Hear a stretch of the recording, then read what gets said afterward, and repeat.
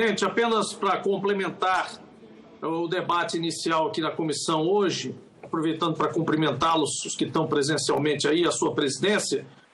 Olha, por que estamos convocando ou convidando o ministro da Economia e também, em 2 requerimentos de minha autoria, o ministro das Minas e Energia e o ex-presidente da Petrobras, que já saiu ontem? Porque senadores e senadoras e povo brasileiro que nos escuta aqui pela TV Senado, ninguém está entendendo nada. Ninguém está mais entendendo nada. Houve um pedido, nos últimas 48 horas, houve pedido de CPI do governo para cima do próprio governo. Isso para começar a confusão.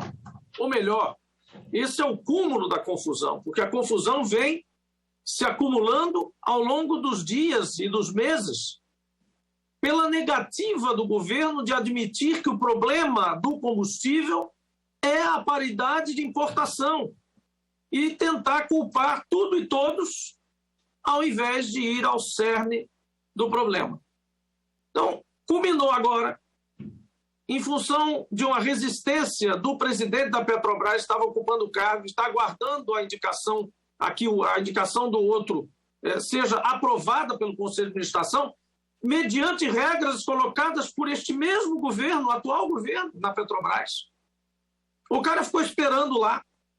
O presidente da Câmara liga para o sujeito e diz: você não pode aumentar o preço da gasolina, que vai nos prejudicar aqui, porque acabamos de passar um negócio que nós dissemos para todo mundo que ia solucionar o problema, tirando da educação, da saúde, da assistência social, da segurança pública dos estados, orçamento para sempre, sequer é uma medida circunstancial. Alteramos o Código Tributário Nacional, justificamos ao grande público que desceria o preço em R$2 a gasolina, e simplesmente agora a Petrobras diz que vai aumentar o preço em 15% e em 5% cada um deles, para tentar equiparar a PPI, que ainda não chegou a PPI, ainda está defasado.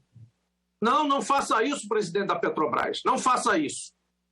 Se você fizer, ou se você insistir em não pedir a sua exoneração ou a pedir demissão, nós vamos colocar uma CPI em cima de você e da sua família.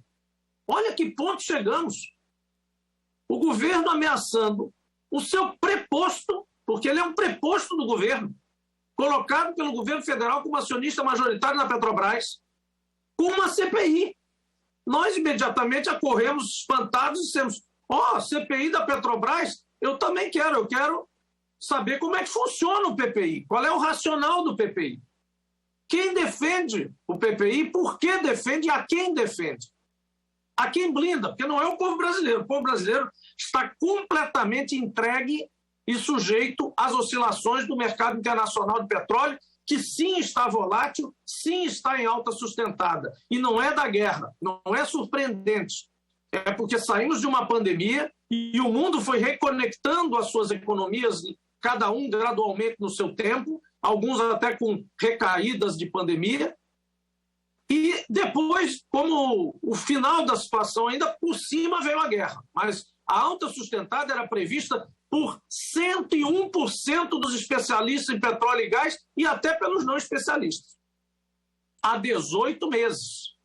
E o governo jamais mexeu uma palha na questão da paridade de importação, que é o que faz com que o preço base, não os impostos e tudo mais, o preço base varie em dólar e em tempo real, de acordo com a cotação internacional, para 100% dos volumes de derivados e combustíveis, portanto, de petróleo que o país consome, sendo que ele é autossuficiente, o país, o Brasil, em petróleo, que é a base desses produtos, e é 80% produtor de qualquer um desses produtos, pelo menos, quando não mais do que isso. Então, nossa dependência externa é de, no máximo, 20% de alguns produtos, e na maioria deles, em torno de 10%. Por conta dessa compra complementar, nós colocamos na cabeça do brasileiro e da economia nacional um preço internacional de paridade de importação, que é pior do que internacional, como se não produzíssemos nada. Então, queremos entender. É por isso que temos que convocar ou convidar. Queremos entender isso aí. Outra coisa que queremos entender. Ora, a apuração do lucro da Petrobras, a venda de ativos e a insistência com esse preço de paridade de importação em cima do Brasil, não era para cobrir o rombo da Petrobras, não era para reduzir o endividamento e, por fim, não era para desinvestir de um lado e investir no pré-sal? Então, como é que o governo mandou a Petrobras distribuir 100% do seu lucro, 2 vezes? O lucro de 2021, totalmente apurado e distribuído aos acionistas, e o primeiro trimestre deste ano já imediatamente foi distribuído, rapidamente. Pensem comigo, senadores e senadoras e quem nos assiste. Se o negócio era vender refinaria para tapar algum rombo, alegado rombo, que rombo era esse? Se eu pego os dividendos e entrego tudo para os acionistas. Não tem rombo. Deu lucro e eu peguei o lucro e não precisava do lucro. Entreguei para os acionistas preferenciais e para a União. Então, qual é o raciocínio desse processo? Não era para tirar da refinaria e botar no pré-sal? Não era para te vender gasoduto e a BR distribuidora? Não era para apurar isso para investir no pré-sal? Eu acho errado. Eu discordo disso tudo. Mas, pelo menos, era o que alegava. Uma mudança de portfólio de investimento. Como é que você apura um lucro de 140, 150 bilhões somados e dá a entrega os 150, sendo que a regra esperada pelos acionistas era de 30% no máximo, 25% tradicionalmente? Por quê? Para onde foram esses dividendos? Por que foram distribuídos? Para quem foram distribuídos? Quem comprou essas ações preferenciais antes da hora, sabendo ou não sabendo que ia ter uma distribuição tão caudalosa como foi essa? Nós precisamos recuperar essa história toda, entender isso e explicar para a população, inclusive, que a questão do ICMS, como nós dissemos sempre, era acessória. É bom diminuir o imposto? É. Nós queremos diminuir o imposto de consumo? Queremos. O Partido Trabalhador trabalha por isso também na reforma agrária. Mas nós trabalhamos com isso recuperando para o Estado a capacidade de investimento e de custeio através de mais impostos sobre a renda e não fazendo elucubrações circunstanciais que acabam ficando no Código Tributário Nacional, como se estivéssemos fazendo uma reforma tributária, só que só atua de um lado da balança, não atua do outro. É a imposição do Estado mínimo por inanição e sufocamento financeiro, senador Confúcio. Estamos impondo ao Estado brasileiro, usando a crise do combustível, olha que coisa perversa, para tirar dinheiro do Estado brasileiro, eu não digo exatamente Estado, município, mas estamos tirando dinheiro da capacidade do Estado brasileiro de atender as pessoas num momento de crise, oportunizando isso de forma maligna, e foi por isso que votamos contra.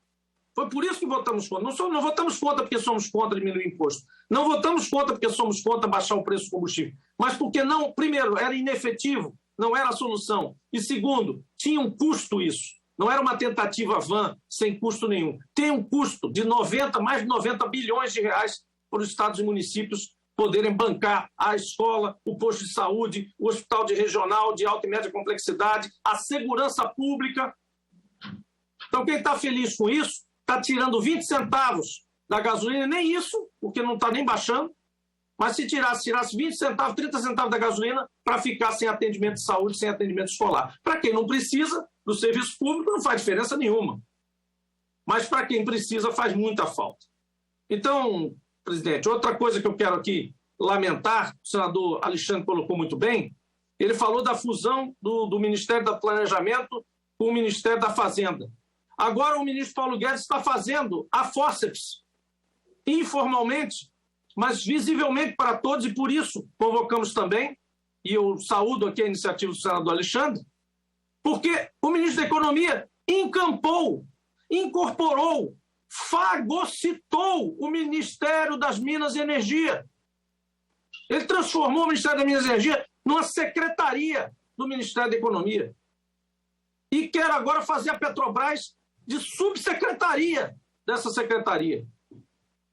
Colocou os escalões dele todo em ordem e tomou de conta do Ministério de Minas e Energia o mercado acionário, a visão financista está no comando da política energética e de petróleo do Brasil nesse momento. Nós queremos entender o racional disso aí. Como vai funcionar? Vamos estar todos sujeitos aos sentimentos dos day traders? Todo dia tem que dar uma boa notícia? Não podemos mais esperar que a Petrobras invista em questões estruturais e em blindar o Brasil? É isso mesmo. Queremos entender. E é por isso que precisamos desses esclarecimentos e é por isso que não aceitaremos, eu me junto ao senador Alexandre também, no sentido de talvez converter um dos meus requerimentos também é de convocação, aceito converter em convite, mas já deixo aqui os requerimentos de backup, de prontidão para cobrir eventuais evasivas, que têm sido muito comuns de comparecimento, porque o pessoal logo arruma outra questão, arruma outra situação quente, assunto do dia, trend topics do Twitter e larga a mão de vir dar uma desculpa para esfriar o assunto. Não vamos aceitar isso, porque esse é um assunto que vem sendo acumulado todos esses meses. E a gente precisa entender essa história, PPI, ICMS, pedido de CPI, pressão em cima do presidente da Petrobras, dividendos da Petrobras que diziam que era para recuperar a empresa. Tudo isso a gente precisa entender, presidente. Muito obrigado.